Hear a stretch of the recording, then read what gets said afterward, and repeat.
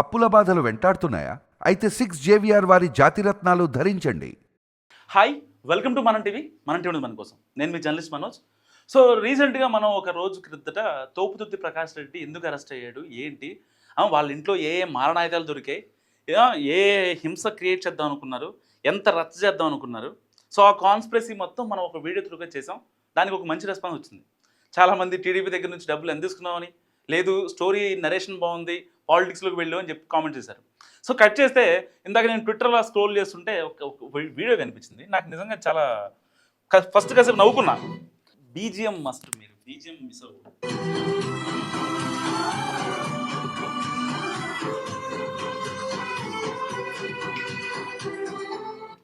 Yeah, మీకు అర్థమే ఉంటుంది నాకు తెలిసి. జోలాలి అనలేదే చిన్నాడు నేను ఇప్పుడు ఈ ఊరి ఉయ్యాల. అసలు అంత పెద్ద ఎలివేషన్ నాకు ఇప్పుడు అర్థం కాలేదు ఎందుకు, దేనికోసం ఎలివేషను, ఏం చేసిన ప్రత్యాపారం ఏంటి. వీళ్ళందరూ నన్ను పాలిటిక్స్లోకి వెళ్ళి చెప్పి మాట్లాడుతున్నారు, కానీ ఇంతమంది ఎందుకు వచ్చారండి, దేనికి వచ్చారు వీళ్ళంతా? డబ్బులు ఇస్తే వచ్చారు. నిజంగా తోపుదుర్తి ప్రకాష్ రెడ్డి ఏదో గొప్ప గొప్ప అనుకుని రాలా.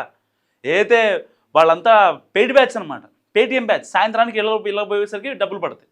సరే, కొంతమంది అభిమానులు ఉంటారు, మహా అయితే ఒక 10%, 15% అనుకుందాం. ఎందుకు 10%, 15% అన్నానో కూడా ఈ వీడియో లాస్ట్ వరకు చూడండి, దానికి ఒక కన్క్లూజన్ ఇస్తా. సో ఇలాంటి నేపథ్యంలో అసలు మనోడు చేసింది ఏంటి? యా, ఒక్క నిమిషం చూపిస్తాను చూడండి. మనోడు చేసిన చండాలు ఇదంతా ఏంటి? ఇవి గ్రానైట్లు, రాళ్ళు, ఎంటీ బీర్ బాటిల్స్. దేనికోసం?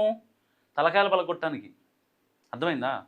మనుషులు కాపాడటానికో ఇంకోటి కాదు, తలకాయల పలగొట్టడానికి ఈ బీర్ సీసాలు ఇవన్నీ పెట్టుకొని రెడీగా ఉన్నారన్నమాట అనంతపురంలో. దేనికోసం?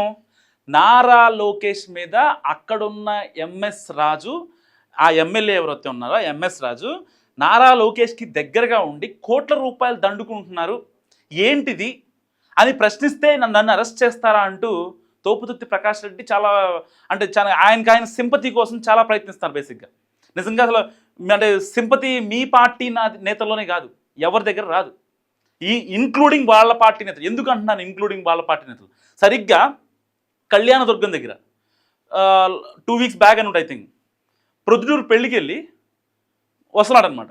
సరిగ్గా కళ్యాణదుర్గం దగ్గరికి వచ్చేసరికి ఒక ఎస్ఆర్ కన్స్ట్రక్షన్కి సంబంధించినటువంటి ఒక టిప్పర్ లారీ, ఆ టిప్పర్ లారీ అయితే ఉంటుందో నన్ను గుద్దేద్దాం అనుకుందని చెప్పాడు.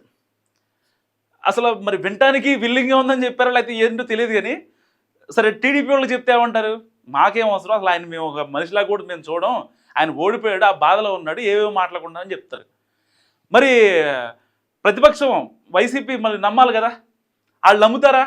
వాళ్ళు అసలు పొర్రపాటును కూడా నమ్మే పరిస్థితి లేదు.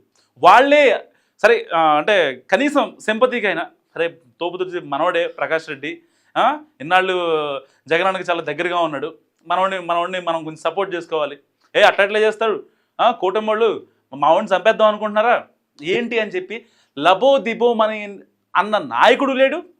ఒకవేళ తోపుదుర్తి ప్రకాష్ రెడ్డి ప్రెస్ మీట్ పెట్టి చెప్తే వినే నాయకుడు కూడా లేడు. సో ఇలాంటి నేపథ్యంలో మనోడిని అరెస్ట్ చేశారు. ఎందుకు? అక్కడ హింస జరగకూడదని. ఆల్రెడీ ఎంఎస్ రాజు మీద చాలా ఎలిగేషన్ చేశాడు. అయితే అనంతపురంలో తోపుదుర్తి ప్రకాష్ రెడ్డి ఉంటున్నటువంటి ఇల్లుని సో ఎమ్మెల్యే ఎంఎస్ రాజు కొందామని ప్రయత్నిస్తున్నాడని 2 కోట్ల రూపాయల 70 లక్షలకి ఎంతో. దానికోసం నన్ను ఇంట్లో కూడా ఉంచనివ్వడా అని యుగోకి పోయినటువంటి మన తోపుదుర్తి ప్రకాష్ రెడ్డి గారు బేసిక్గా ఆ ఎమ్మెల్యేకి ఆ ఇల్లు యజమానికి ఎప్పటి నుంచో రిలేషన్స్ ఉన్నాయి, అది వేరే కథ. ఆ విషయం ఈయనకు తెలియదు పాపం. సో ఈయనేంటి ఆయన మీద ఎప్పటి నుంచో ఎలిగేషన్ చేస్తున్నాడు, ఇంకో దళితుడనో ఇంకోటనో ఏదో రకం తొక్కేయాలి, అక్కడ హింస క్రియేట్ చేయాలి.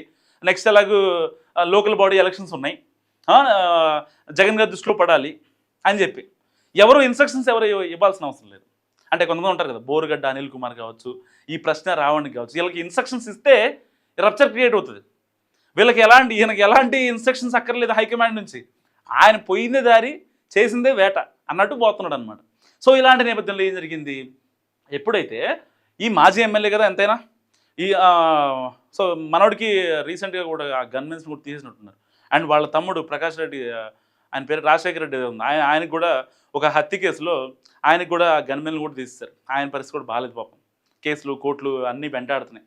గత 5 ఏళ్లలో చేసిన తప్పులు ఈయన ఎలాగైతే ఈయన మీద కేసులు కోట్లు అన్నీ పడుతున్నాయో ఆయన మీద కూడా అంతే ఉంది. వీళ్ళ పరిస్థితి కొంచెం బాగాలేదు, లో నడుస్తుంది అంటారు కదా. టైం బాగాలేనప్పుడు అట్టిపండు తిన్నా మనకి పన్ను ఇరిగిపోద్దని. సో పరిస్థితి లిటరల్గా అలా ఉందన్నమాట. సో ఇలాంటి నేపథ్యంలో మనోడు ఎలాగైనా సరే టీడీపీ వైసీపీ గొడవ పెట్టి ఇతని మనుషుల్ని వాళ్ళకి డబ్బులు ఇచ్చి రమ్మని చెప్పి వాళ్ళు సాయంత్రం కల్లా మందు ఆపించి ఆ తర్వాత గొడవ చేద్దామని ఫిక్స్ అయిపోయాడు.